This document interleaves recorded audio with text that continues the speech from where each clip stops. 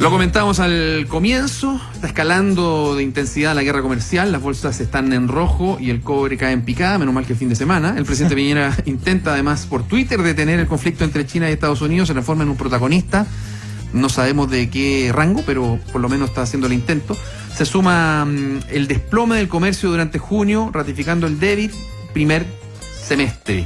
Y adivinen quién está con nosotros para comentar estas cifras y el cuervo de la tempestad. Solo un portador de malas noticias. Don Andrés Huerta, qué gusto tenerlo. No ataquemos al mensajero. No, por el contrario, a mí me parece muy bien estar prevenido. Y además que si este mensajero no es solamente que trae mensajes, sino que el que lo decodifica. Exactamente, nos valioso. Casi el comité paritario ya de noticias. Es valioso. Salud y seguridad. ¿Cómo están? Buenas tardes.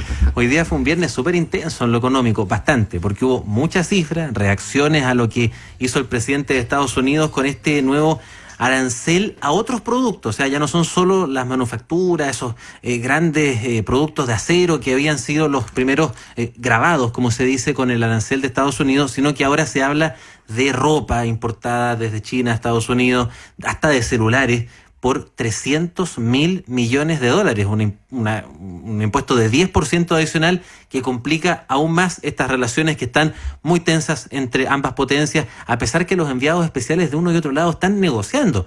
Pero se levanta Donald Trump con el pie izquierdo, tuitea los anuncios prácticamente vía redes sociales y en definitiva agita los mercados, los hace caer. Es agotador porque hasta hace muy poco se pensaba que había una tregua, que estaban dispuestos a sentarse a negociar, que esto se estaba calmando, pero un día aparece Donald Trump diciendo que no, que básicamente todo se derrumbó y que sí va a aplicar los aranceles. Y lo hace además justo después de la rebaja de la tasa de interés de la FED.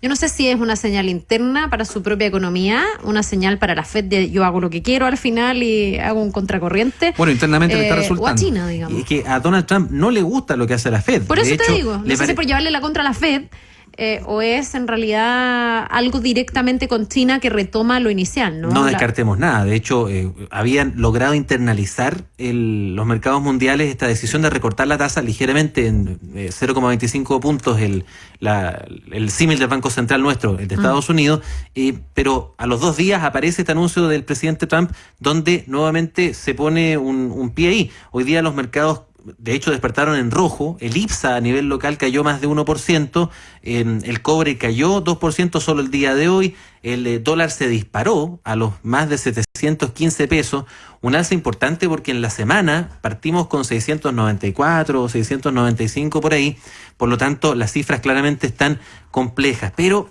hoy día lo llamativo de todo esto, a propósito de Twitter, es que el presidente Sebastián Piñera, justamente en esa misma red social, hizo un llamado a ambos líderes de las dos potencias, hablamos de Xi Jinping por el lado de China y a Donald Trump por el lado de Estados Unidos, a que pusieran fin a esta guerra perjudicial. Bueno, reconoce en este tuit además que se debilita el crecimiento mundial, se afecta fuertemente a economías abiertas e integradas como Chile, pero cierra el tuit con una frase en inglés que es "End this harmful war". Pero el problema es que no le puso arroba a los... Claro, y además me hizo recordar a Ronald Reagan. Sí. Llamando a Gorbachev a turn down this wall. A botar el muro. Pero claro, insisto, no lo arrobó, por lo tanto queda ahí como en el aire, como en la nada. Así, claro, pero igual... Dígalo. Como medio fanfarrón. Sí, eso como de sentirte que tú puedes llegar y decirle a los dos, oye, párenme esta tontera. Como el referee del boxeo. Así, sí, porque nosotros no... Qué raspacacho, ¿eh? Que nosotros no existimos, po. Ya no, Chile no existe. Entonces, bajo esa lógica, o sea, yo aquí siendo abogada del diablo, creo que Chile y todo el resto de los países tienen el derecho a decir algo respecto de dos potencias que están afectando al resto de los países. Pero acá hay un llamado directo. Chile está sentado en el G7. Llamado de atención, no solamente aludir a lo que está pasando, el presidente acá lo está combinando directamente con nombre y apellido. Nos pega. Un llamado al orden. Bueno, ayer dijo nuestro amigo Boris Johnson, bueno, el presidente le gusta, por supuesto... Sí, me hizo más ruido esto, fíjate. Lo del amigo. Sentirse un actor internacional poderoso y escuchado. Sí, de hecho, por eso se le preguntó hoy día al ministro de Economía, Juan Andrés Fontaine, para bajar también esta expectativa y el tuiteo del presidente Piñera en la mañana, ¿cómo nos afecta esto? Dice que en definitiva el gobierno sigue esperando que sea 3% el crecimiento de este año, a pesar que el propio presidente había dicho en el matinal de Chilevisión que esperaba solo 3% y no más. Incluso en otro medio el ministro Fontena había dicho que era como una laraca la que se había dado con las cifras de crecimiento porque confían que se dé ese nivel. Por eso hoy día, al cerrar esta semana, hace un balance en que en general no tiene muy buena cara el asunto, pero estaríamos, como han dicho los encargados de la gestión económica de los últimos gobiernos, preparados para enfrentarlo.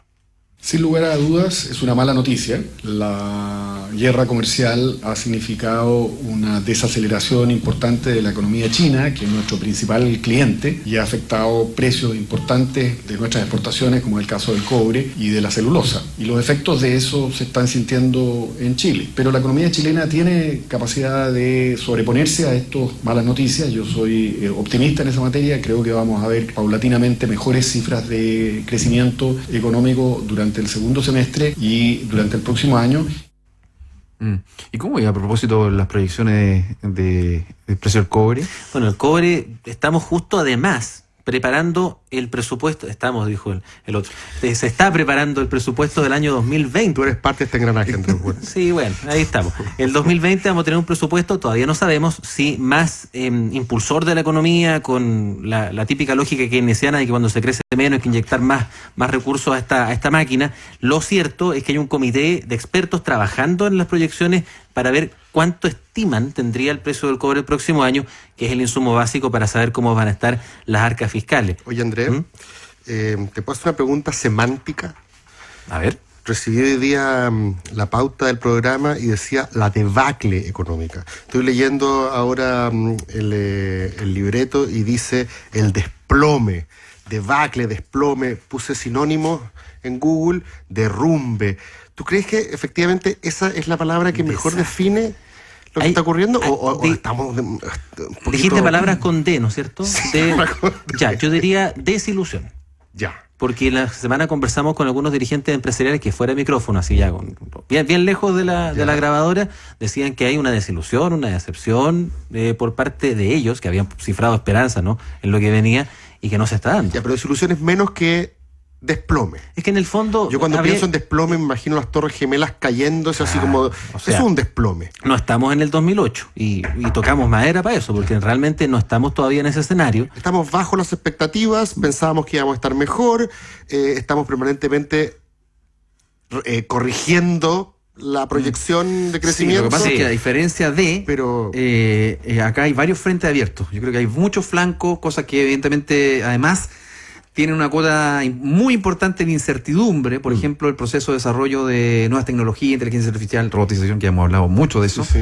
Esta misma guerra comercial, que además tiene un actor que es totalmente impredecible, un actor protagonista, que además es empresario. Yo creo que no hay que olvidar eso. Sí.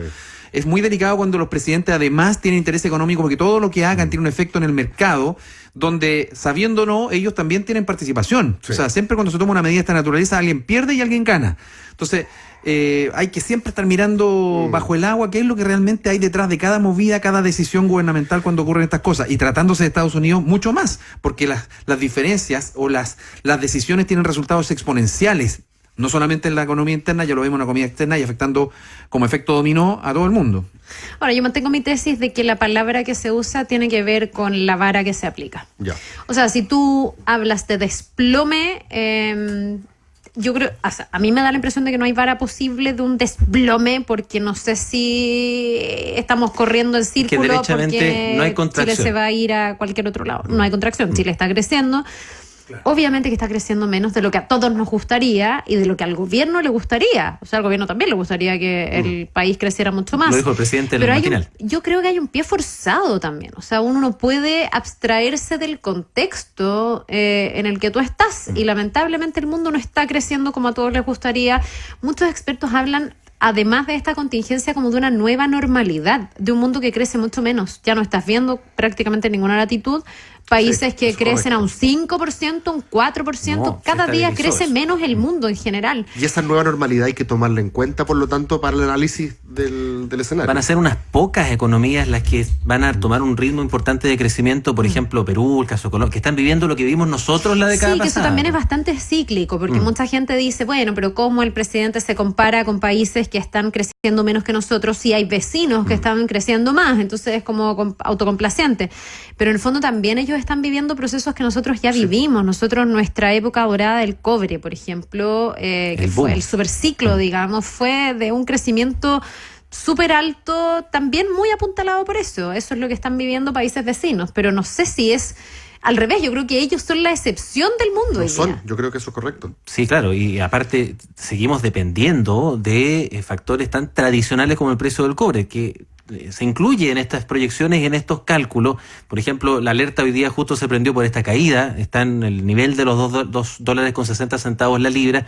Lo que vamos a escuchar ahora es al gerente general de Plus Mining, una consultora en temas mineros, Juan Carlos Guajardo, y le preguntamos, ¿esto va a seguir así? ¿Podría bajar? De hecho, las cifras de Cochilco de hace algunas semanas apuntaban a una proyección menor a la esperada, incluso meses antes, por ejemplo, cercano a los $2.8 para este año, que influye, por cierto, en las arcas fiscales y en los cálculos para el presupuesto. ¿Qué dice Juan Carlos?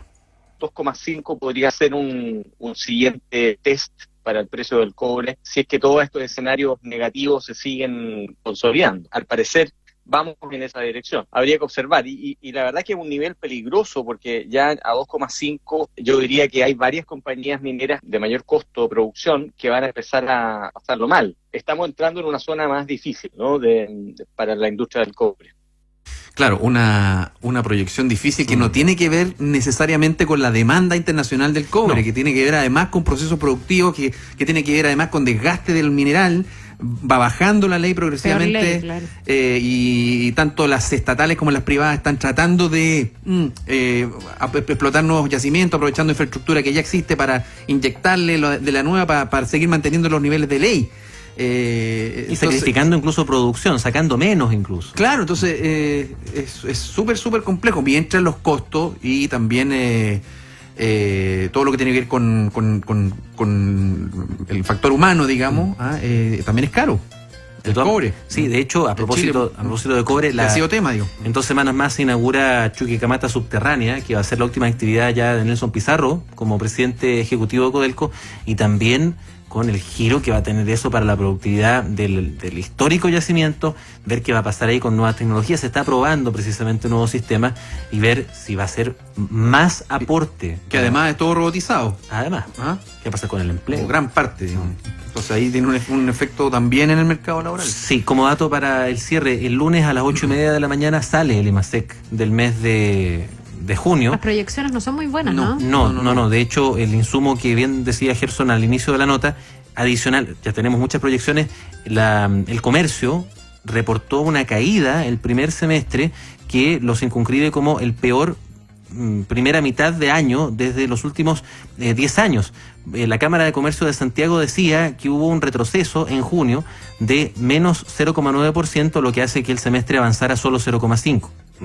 Que hubo retrocesos en rubros como el automotriz, materiales de construcción, mejoramiento del hogar. Bueno. Y con esos números no se puede pensar en un buen crecimiento de la economía. También divididos, sería 0,8 la más pesimista y 2 por ahí la más optimista. Promediando para abajo. Sí. En la meta si pensamos que la meta es el 3. Si la meta es el 3, el primer semestre es bastante bajo y habría que exigir mucho. Lo que inclina bien la balanza siempre ha sido el cobre. En estas mediciones. En junio la minería fue... El IMASEC industrial. Sí, en junio la minería fue nula. Aparte que paró Chuquicamata algunos días, entonces... De hecho, que no descartemos nuevos anuncios también por parte de la autoridad para seguir inyectando dinamismo. Es muy probable que una vez conocido el IMASEC se conozca otro motorcito, como los dos que ya se han conocido. Inversión, vivienda. Inversión en vivienda y también inversión en obras públicas y ¿cómo se llama? Aceleración de pero vaya que distorsiona el hecho de que dependamos tanto de la minería. Sí. O sea, si eso anda mal, todas las expectativas tienen que ajustarse a la baja. Y va bien también. Y va bien también, en efecto. Ya pues, Andrés, el lunes nos cuentas entonces eso. Y así todo, feliz fin de semana. Gracias, que te vaya